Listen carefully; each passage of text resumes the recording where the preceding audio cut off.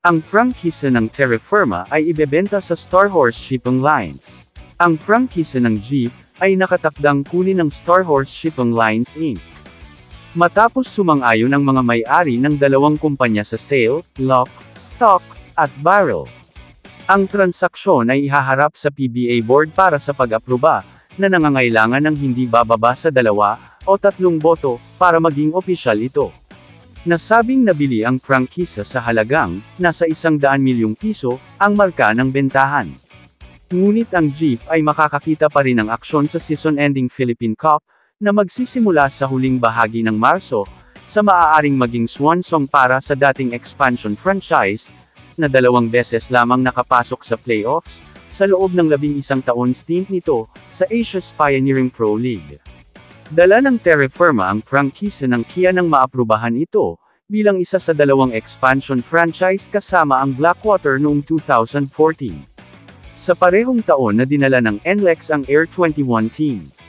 Ito ang magiging pangalawang koponan ng PBA, na naibenta sa loob ng 3 taon, matapos makuha ng Converge ang prangkisa ng Alaska, noong 2022. Kinumpirma ni Terra Firma Governor Bobby Rosales, ang pagbebenta ng prangkisa ng Jeep sa Star Horse. Gayunpaman, ay dadaan pa rin sa pagsusuri at pag-aproba ng PBA Board. Kung maaprubahan, lalaruin ng Jeep ang kanilang huling PBA Conference, sa darating na Philippine Cup.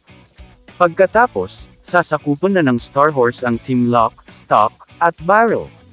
Inaasahang gagawa ng PBA debut ang Star Horse, sa ika-50 season ng liga.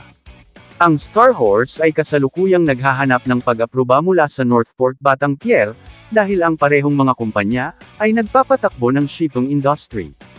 Kapag nakuha na ang pag-aproba ng Northport, kakailanganin ng Star Horse, ang 2 boto ng PBA Board, para opisyal na makumplito ang pagkuha sa Jeep. Kamusta mga idol? Sports Zone PH, para sa sports news and update.